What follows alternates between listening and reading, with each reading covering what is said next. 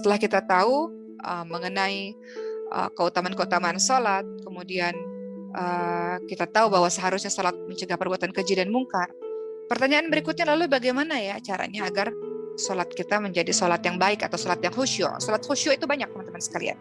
Termasuk sudah Uma ucapkan berkali-kali tadi, kita memahami bacaan salat, kita tenang dalam gerakan-gerakan salat, kita menyelesaikan semua urusan-urusan sebelum kita melaksanakan salat, atau menunaikan hajat-hajat yang memang penting sebelum kita menunaikan salat, sehingga kita bisa fokus dalam salat, atau kita merasa salat itu adalah salat terakhir kita, maka kita akan khusyuk dalam salat. Maka satu poin yang Uma ingin bahas pada hari ini, cara salat yang baik adalah tumaninah, adalah tenang dalam melakukan salat. Ada orang salatnya bacaannya buru-buru atau mungkin gerakannya sangat cepat, padahal yang diinginkan adalah bahwa dia menyempurnakan ruku dan sujudnya. Artinya harus ada ketenangan dalam salat. Ya, kalau kita lihat teman-teman sekalian, dalam hadis riwayat Imam Ahmad, ya Rasulullah SAW bersabda, pencuri terjelek adalah orang yang mencuri sesuatu dalam salatnya. Pencuri terjelek adalah orang yang mencuri sesuatu dalam salatnya. Para sahabat, bagaimana maksudnya orang mencuri dalam salat? Mencuri dalam salat itu apa maksud? Seperti apa ya Rasul? Maka kemudian Rasul menjawab, dia tidak menyempurnakan ruku dan sujudnya. Orang yang mencuri dalam salat adalah orang yang tidak menyempurnakan ruku dan sujudnya. Jadi ketenangan salat itu adalah salah satu rukun salat.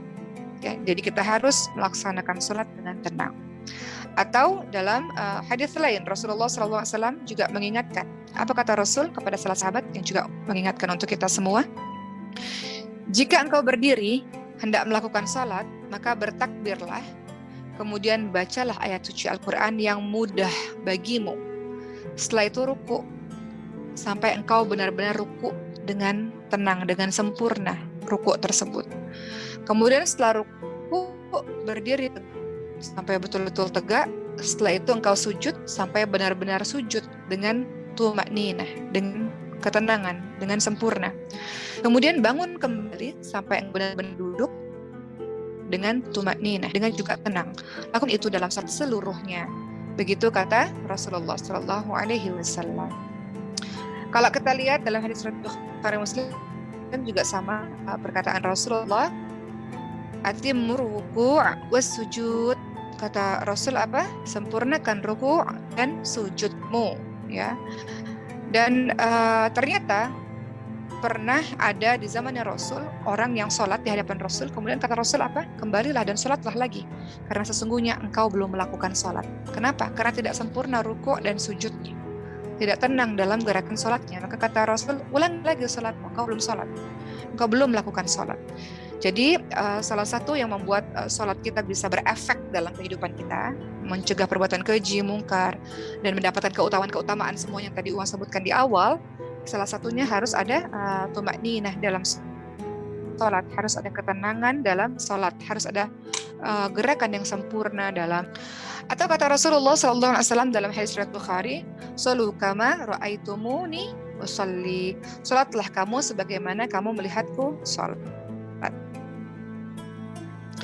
Makanya kalau kita lihat teman-teman sekalian dalam surah Al-Mu'minun ayat 1-2 disebutkan beruntunglah orang-orang yang beriman, yaitu orang-orang yang khusyuk dalam salatnya. A'udzubillahi minasyaitonir rajim. Qad aflahal mu'minun alladzina hum fi salatihim khashi'un.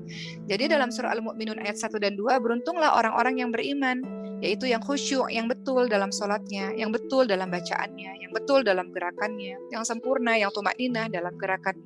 Beruntunglah mereka yang mengerjakan hal-hal tersebut dalam salatnya.